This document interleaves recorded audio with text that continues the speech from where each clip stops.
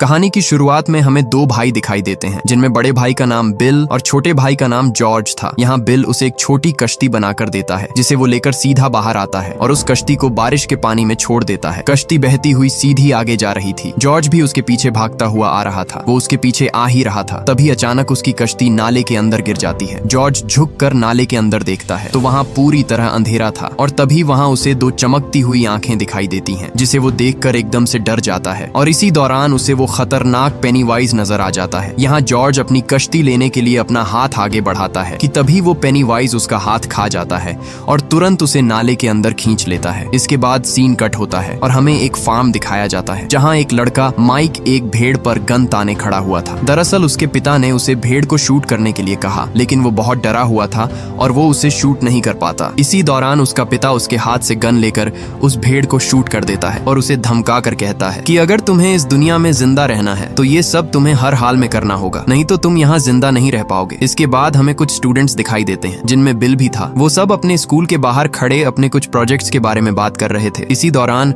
वहाँ एक औरत स्कूल के बाहर खड़ी अपनी बेटी के आने का इंतजार कर रही थी, जो कि पिछले पूरे एक हफ्ते से गायब है और अभी तक उसकी माँ उसके आने की आस में खड़ी थी। तभी वहाँ एक बदमाश लड़कों का ग्रुप आकर वहाँ बिल के दोस्तों को तंग करने लगते हैं। ये देखकर बिल उन्हें जोर से चिल्लाकर कहता है, तुम सब बहुत पछताओगे। इसलिए ये सुनकर वहाँ एक लड़का हेनरी आकर उससे कहता है कि मैंने तुम्हें तुम्हारे भाई की वजह से छोड़ दिया, लेकिन अब नहीं छोड़ूंगा। तभी वो वहाँ कुछ पुलिस वालों को खड़ा देखकर उसे छोड़कर वहाँ से चला जाता है। इसके बाद बिल सीधा अपने घर आता है, जहाँ वो अपने भाई की वजह से बहुत दुखी था। वो एक डमी पुतले को लेकर एक पाइप में डालकर ऊपर से पानी को छोड़ देता है, जिससे वो डमी पुतला बहता हुआ सीधा उस पाइप से बाहर आ जाता है। ये देखकर वो अपने डैड को बताता है कि इसी तरह मेरा भाई जॉर्ज भी उस दिन बारिश के पानी में बहता हुआ कहीं दूर चला गया होगा और मुझे लगता है शायद वो अभी भी जिंदा है। आगे से उसका डैड उस पर गुस्से होकर कहता है कि अब जॉर्ज हमारे दरमियान नहीं रहा और तुम भी उसे भूल जाओ, क्योंकि वो अब हमें कभी भी नहीं मिलेगा और वो मर चुका है। इधर माइक भेड़ों का गोश्त बेचने के लिए शहर आता है कि तभी उसे वही बदमाश लड़के दिखाई देते हैं जो वहाँ उसके पीछे आ रहे थे। ये देखकर वो तुरंत वहाँ छुप जाता है और किसी तरह वो उनसे बच जाता है। वो गोश्त निकाल ही रहा था, तभी वहाँ उसे दरवाजे के हिलने की आवाज आती है और इसी दौरान उस दरवाजे से बहुत सारे अजीब से हाथ बाहर निकलने की कोशिश कर रहे थे और तभी वहाँ वो दरवाजा अपने आप खुल जाता है और वहाँ उसे उसी पेनीवाइज की परछाई दिखाई देती है। वो उसे अपने काबू में करने की कोशिश कर रहा था। ये देखकर उसके पैरों तले जमीन ही खिसक जाती है, लेकिन इसी दौरान वही बदमाश लड़के वहाँ आ जाते हैं और वो बदमाश लड़का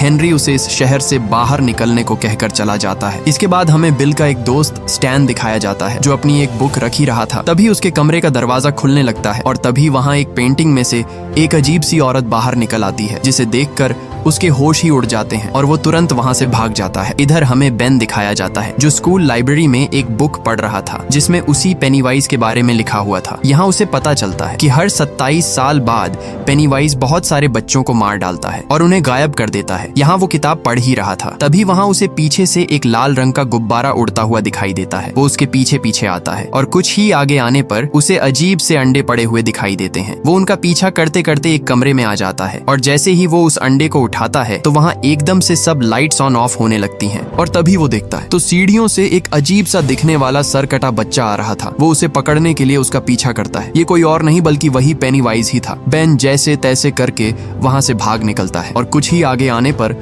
उसे वही बदमाश लड़के पकड़ लेते हैं। वो उसे मारने ही वाले थे। तभी वहाँ से एक गाड़ी गुजरती है और गाड़ी के पीछे वही लाल रंग का गुब्बारा दिखाई देता है, जो कि उसी पेनीवाइज का था। मतलब वो हर जगह लोगों के बच्चों को अपने काबू में कर रहा था। इधर वो बदमाश लड़का हेनरी बेन के पेट पर एक लेटर एच लिख देता है, लेकिन तभी बेन उसे लात मारकर वहाँ से अपनी जान बचाकर भाग जाता है। वो उसका पीछा करते हैं, लेकिन वो वहाँ से दूर भाग जाता है। यहाँ बिल और उसके दोस्त उसके भाई जॉर्ज को वहाँ उस नाले के एंड पर देखने के लिए आए हुए थे, क्योंकि बिल को अभी भी लगता है कि उसका भाई जिंदा है और वो यहीं कहीं होगा। ढूंढते ढूंढते बिल को वहाँ एक जूता मिलता है, जो जॉर्ज का नहीं था। दरअसल ये उसी औरत की बेटी का जूता था, जो उस दिन अपनी बेटी को स्कूल के पास ढूंढ रही थी। मतलब वो भी उस पेनीवाइज का शिकार बन चुकी है। यहाँ रिची उन सबसे कहता है कि हमें और आगे नहीं जाना चाहिए, क्योंकि अब हमारी जान को खतरा है। क्या पता वो खतरनाक पेनीवाइज अंदर जाते ही हमें जान से मार डाले। तभी वहाँ बेन पहुंच जाता है और वो उसे सीधा मेडिकल स्टोर ले आते हैं, लेकिन वहाँ और दवा लेने के लिए उनके पास पैसे कम पड़ जाते हैं। लेकिन तभी वहाँ बेवर्ली आ जाती है और बिल उसे बताता है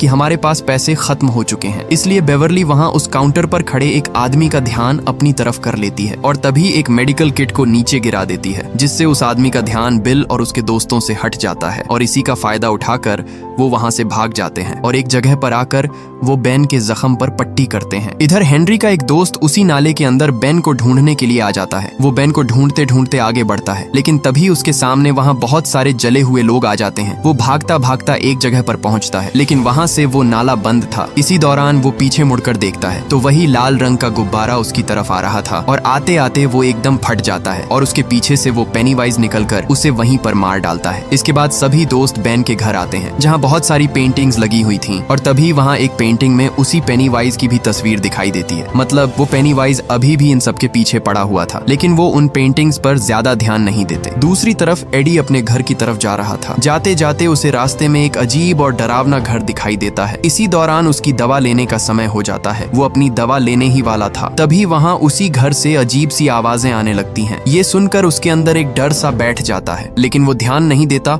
और चल पड़ता है। इसी दौरान उसकी दवा वहाँ गिर जाती है। एडी एक एक करके अपनी गोलियां उठाता है और एक गोली को हाथ लगाने ही वाला था, तभी वहाँ एक अजीब सा हाथ उसकी गोली को उठा लेता है और तभी वो अजीब सा इंसान उसके सामने आ जाता है। ये देखकर वो वहाँ से तुरंत भागने लगता है और भागता भागता वो एक जगह पर आकर रुक जाता है और दूर खड़ा वही पेनीवाइज उसे दिखाई देता है। ये देखकर उसके होश ही उड़ जाते हैं। इधर बेवर्ली अपने घर थी तो उसे एक कार्ड मिलता है जिस पर कुछ अजीब सी पोएम लिखी हुई थी जो उसके दोस्त बेन ने लिखी थी। तभी वहाँ बेसिन से उसे कुछ आवाज सुनाई देती है। जब वो देखती है तो अंदर से बहुत सारे बच्चों के चिल्लाने की आवाजें सुनाई दे रही थी और वो सब उसे भी अपने पास बुला रहे थे। वो तुरंत एक इंची टेप उस बेसिन के अंदर डालती है और जब वो उसे बाहर निकालती है तो उसके साथ बहुत सारे बाल और खून लगा हुआ था। तभी उसके अंदर से बाल निकलकर पूरी तरह उसे पकड़ लेते हैं और उसे अंदर खींचते हैं। बेवर्ली जैसे तैसे करके खुद को छुड़ा लेती है, लेकिन उस बेसिन से बहुत सारा खून पूरे अंदर फैल जाता है। वो डर की वजह से एक दीवार के साथ बैठ जाती है। इसी दौरान उसके डैड आ जाते हैं। वो उसे कहते हैं कि इतना क्यों चिल्ला रही हो। बेवर्ली आगे से बताती है कि उस बेसिन से बहुत सारे बच्चे चिल्ला रहे हैं,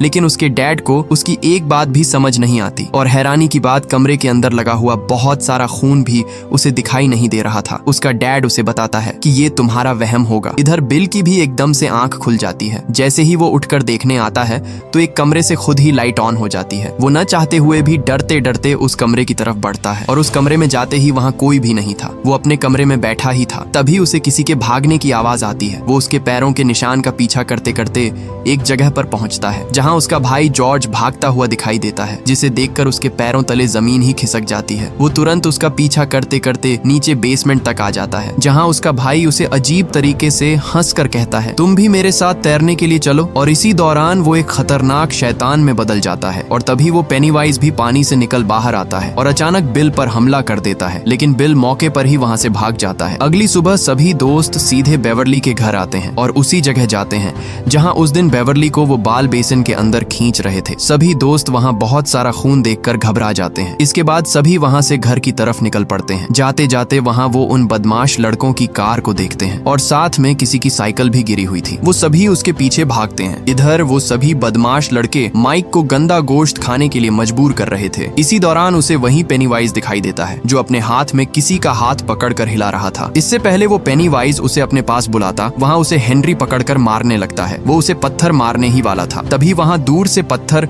उसके सिर पर आ लगता है, जो कोई और नहीं बल्कि माइक के दोस्त थे। दोनों ग्रुप आपस में एक दूसरे को पत्थरों से मारने लगते हैं। यहाँ बिल और उसके दोस्तों ने उन बदमाश लड़कों पर इतने पत्थर बरसाए कि वो मौके पर ही वहाँ से भाग निकले। इसके बाद वो एक जगह पर आते हैं जहाँ उन्हें बहुत सारे लोगों के मिसिंग पोस्टर दिखाई देते हैं। मतलब उस पेनीवाइज ने अपना जाल फैलाकर सबको एक एक करके मारना शुरू कर दिया है। यहाँ बेन सबसे कहता है कि मैं उस दिन स्कूल लाइब्रेरी में एक बुक पढ़ रहा था जिसमें इसी हादसे के बारे में लिखा हुआ था कि हर 27 साल बाद सभी बच्चे एक एक करके गायब होने लगते हैं और ये घटना फिर 27 साल बाद शुरू हो जाती है, जिसमें कोई भी बच्चा उस पेनीवाइज का शिकार बन जाए तो वो उसे जिंदा नहीं छोड़ता। ये सुनकर अब बिल को समझ आने लगती है कि उसका भाई जॉर्ज भी उसी पेनीवाइज का शिकार बन चुका है। इसके बाद सभी दोस्त बिल के घर आते हैं जहाँ वो एक मैप लगाता है जिसमें उन्हें पूरे शहर डेरी का मैप दिखाई देता है। यहाँ बिल उन्हें इशारा करके बताता है कि जहाँ मैंने क्रॉस का निशान लगाया है वहाँ से मेरा भाई जॉर्ज गायब हुआ था। मतलब जो कोई भी गायब हो रहा है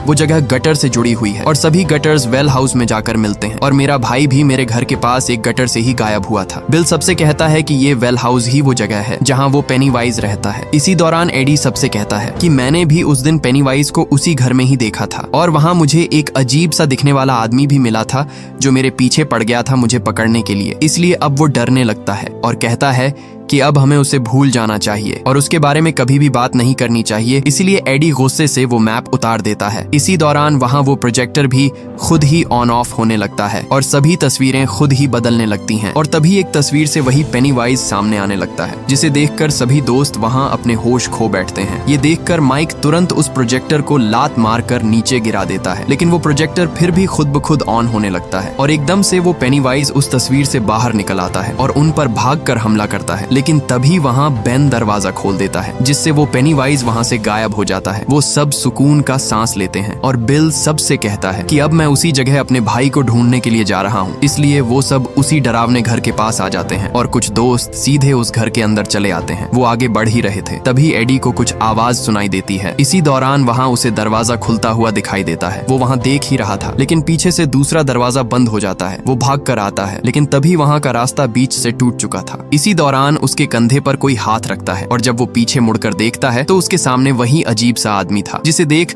वो सीधा नीचे जा गिरता है। इधर रिची को भी कुछ आवाजें सुनाई देती हैं, जिसका पीछा करते करते वो एक कमरे में आता है, लेकिन वहाँ उसे कोई भी नहीं मिलता और वो वापस जाने लगता है कि तभी वहाँ उस कमरे का दरवाजा बंद हो जाता है और वहाँ सब लाइट्स ऑन ऑफ होने लगती हैं और उसे पूरे कमरे में जोकर्स ही दिखाई देते हैं। लेकिन तभी वहाँ उसके सामने वो पेनीवाइज आ जाता है। वो सीधा उस पर हमला कर देता है, लेकिन मौके पर ही बिल दरवाजा खोलकर उसे बचा लेता है। इधर एडी उठकर बैठा ही था। इसी दौरान उसे एक फ्रिज से एक हाथ हिलता हुआ दिखाई देता है और वो दरवाजा अपने आप खुलने लगता है और दरवाजा खुलते ही वो पेनीवाइज बाहर निकल आता है। वो उसे खाने ही वाला था। तभी वहाँ बिल दरवाजा खोल देता है, जिससे उसका ध्यान उनकी तरफ चला जाता है। वो भागकर उन पर हमला करता है, लेकिन तभी वहाँ बेवरली आकर उसके सिर से एक रॉड आर पार कर देती है। वो भागकर सीधे एडी के पास जाते हैं। पीछे से वो पेनीवाइज भी अपने नुकीले पंजे उनकी तरफ बढ़ाता है और तभी घूमकर वो बेन को जख्मी कर देता है और सीधा एक अंधेरे में गायब हो जाता है। बिल उसका पीछा करते करते नीचे आता है। जहाँ वो देखता है तो वो पेनीवाइज एक कुएं के अंदर जा रहा था। इसके बाद वो सब उस घर से बाहर भाग निकलते हैं, लेकिन बाहर एडी की माँ उसे लेने के लिए आ गई थी और वो सबसे कहती है कि आज के बाद तुम सब मेरे बेटे से दूर रहो। वो एडी को वहाँ से घर ले जाती है। यहाँ बिल सबसे कहता है कि मैंने उस पेनीवाइज को एक कुएं में जाते हुए देख लिया है। अगली बार हम उसे पूरी तैयारी के साथ पकड़ने के लिए आएंगे। लेकिन वहाँ कुछ दोस्त उस पर चिल्लाते हुए कहते हैं कि तुम पागल हो, अभी हम मरते मरते बचे हैं और तुम दोबारा उस घर के अंदर जाना चाहते हो। इसी दौरान रिची बिल से कहता है कि अब हमें उसका पीछा छोड़ देना चाहिए क्योंकि जॉर्ज मर चुका है, तुम्हें उसे भूलना ही होगा। लेकिन बिल उसे बताता है कि मेरा भाई जॉर्ज अभी भी जिंदा है, मैं उसे हर हाल में ढूंढ कर ही रहूंगा। इधर उसी बदमाश लड़के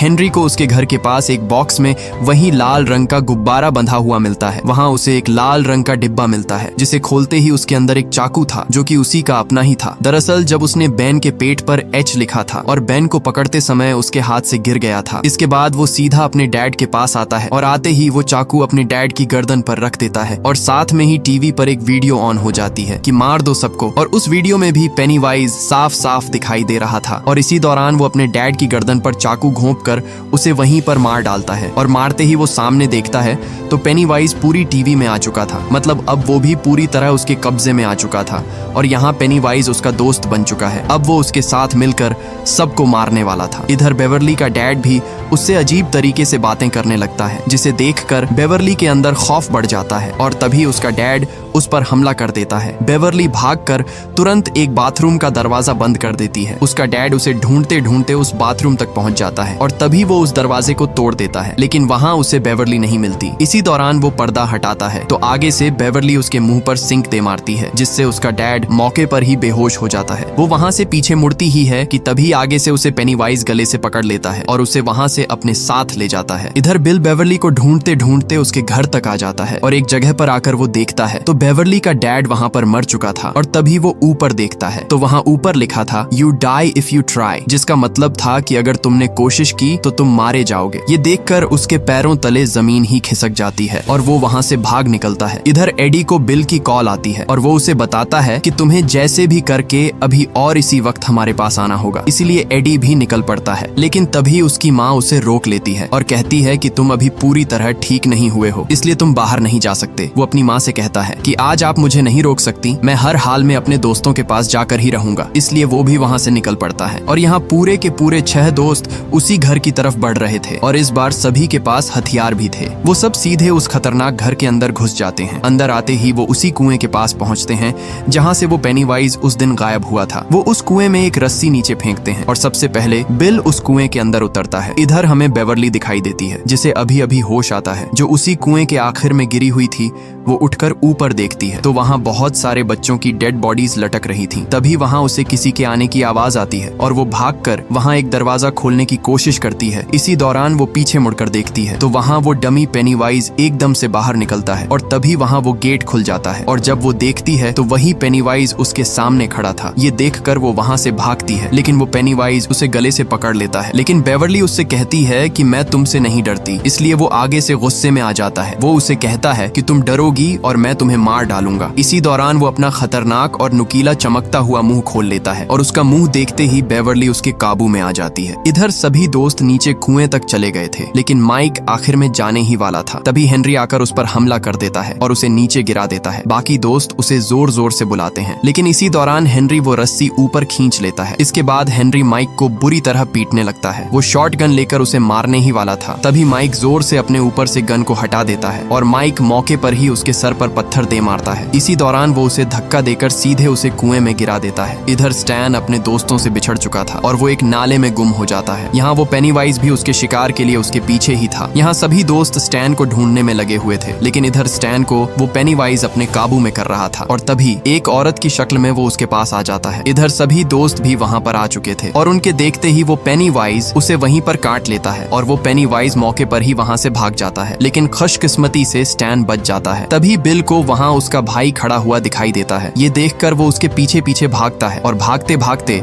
वो एक जगह पर आ पहुंचता है जहाँ वो बेवर्ली को ऊपर लटका हुआ देखता है। इसी दौरान सभी दोस्त भी आ जाते हैं। वो सब बेवर्ली और बहुत सारे बच्चे लटके हुए देखते हैं जिसे देखकर उनके होश ही उड़ जाते हैं। वो सब तुरंत उसे नीचे उतारते हैं और उतारते ही बेवर्ली को होश आ जाता है। इधर बिल को उसका भाई भी मिल जाता है जिसका एक हाथ कटा हुआ था और दूसरे हाथ में उसने वो कश्ती पकड़ी हुई थी जो बिल ने उसे उसी बारिश वाले दिन बना कर दी थी। जॉर्ज उससे कहता है कि मुझे अपने घर जाना है, मैं अपने मॉम और डैड को मिस कर रहा हूँ। आगे से बिल उसे बताता है कि मैं भी तुम्हें बहुत मिस कर रहा हूँ और इसी दौरान बिल उसे लव यू कहकर उसे वहीं पर शूट कर देता है। लेकिन तभी वो मरा हुआ जॉर्ज एकदम से हिलने लगता है और हिलते हिलते वो पूरी तरह पेनीवाइज में बदल जाता है और वो वहाँ सब दोस्तों पर हमला कर देता है। लेकिन यहाँ वो सब दोस्त भी उस पर गोली की तरह टूट पड़ते हैं और एक एक करके वो सब उसे पूरी तरह धो डालते हैं और तभी बेवर्ली उसके मुंह में एक रॉड घोंप देती है और आखिरकार वो पेनीवाइज वहीं पर खत्म हो जाता है। इसके बाद सीन कट होता है और हमें सब दोस्त दिखाई देते हैं जो सब उस पेनीवाइज से बच निकले, लेकिन बिल अपने भाई जॉर्ज को हमेशा के लिए खो देता है और ये मूवी यहीं पर एंड हो जाती है। अगर ये वीडियो आपको अच्छी लगी तो इसे लाइक करें और हमारे चैनल फिल्मी नेस्ट को सब्सक्राइब कीजिएगा।